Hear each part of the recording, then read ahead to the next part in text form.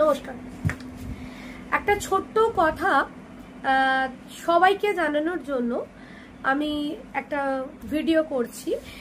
আমি ইচ্ছা করেই লাইভে আসিনি, কারণ লাইভে এলে একটা ইদানিং ফেসবুকে সমস্যা হচ্ছে, একটা সার্টেন পিরিয়ডের পর সেটা অটোমেটিক ডিলিট হয়ে যাচ্ছে। সেই জন্য আমি ভিডিওটা করছি এবং ভিডিওটা করে আমি পোস্ট করছি।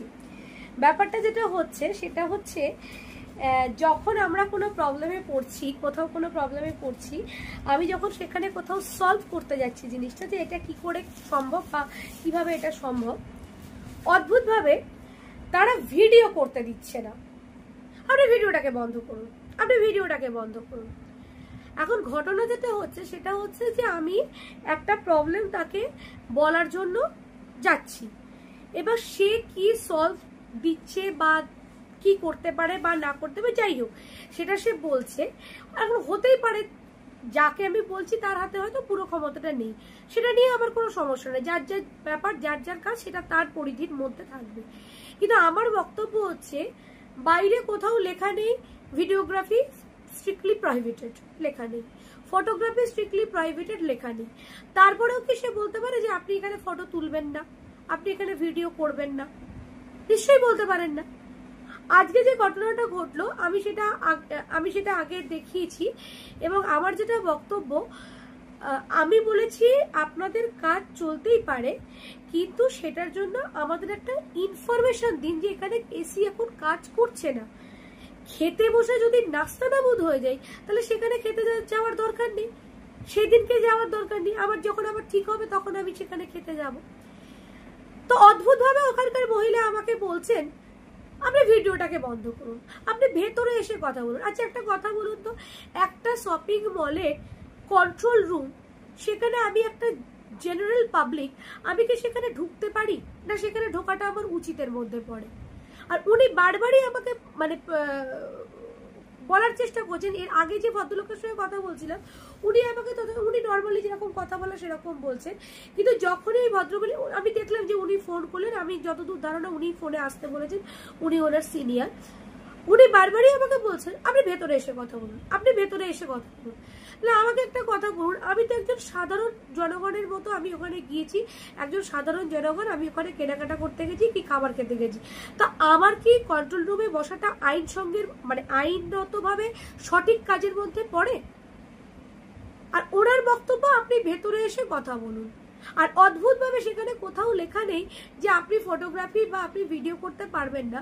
আমি কিন্তু আমি যখন ভিডিওটা সেলফি করেছি, তাহলে আমিও আছি এবং আমার পেছনে যখন ভদ্রলোক তিনি রয়েছেন, আমি প্রবলেমটা শুধু বলেছি, ওখানে কোনো উল্টো সিধে কথা কোনো কিছু হয়নি। আমি শুধু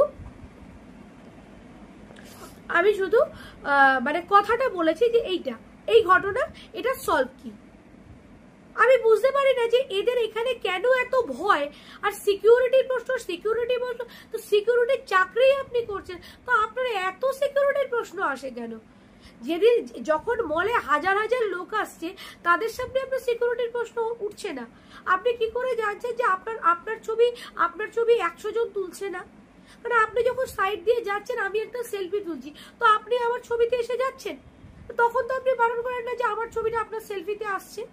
বা কেউ যখন কোনো ভিডিও করছে, সেখানে তো আপনাদের অনেক সিকিউরিটি আমাদের ভিডিওর মধ্যে চলে আসেন, সেখানে তো বলেন না। কিন্তু যখনই আমরা কাজের কথা বলতে গিয়ে ভিডিও করি, তখন আপনারা বারণ করেন যে ভিডিও করবেন না।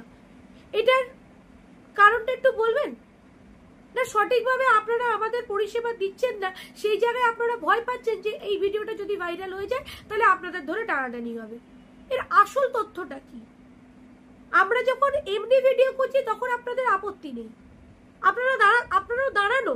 আমার এমনও অভিজ্ঞতা আছে, আইনক্সে যখন আমি সিনেমা দেখতে গেছি, যে সিকিউরিটি রয়েছে তাকে বলে আজকে একটা ভালো দিন, জরুর আপনার সঙ্গে একটা সেলফি নিই, তো উনিও তো একজন সিকিউরিটি, উনি আপত্তি করলেন না। কিন্তু অদ্ভুতভাবে যখন আমি কোনো কথা বলতে যাচ্ছি যে আমি এই পরিষেবাটা পাচ্ছি না, আমি যখন ওখানে টাকা দিয়ে খাচ্ছি, আমি এই পরিষেবাটা পাচ্ছি না, আমি যখন পরিষেবা বিষয়ক কোনো কথা বলতে যাচ্ছি, তখনই আপনাদের সমস্ত ভিডিওর প্রবলেম করে।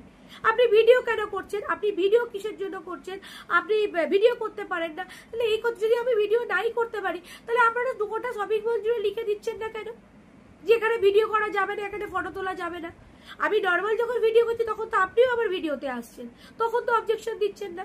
তাহলে কি পরিষেবাটা দিতে পারছেন না এবং আপনারা আপনাদের ভুলটা স্বীকার করবেন না, সেই কারণে কি আপনারা ভিডিও করলে ভিডিওটাকে আপনারা আটকানোর চেষ্টা করছেন?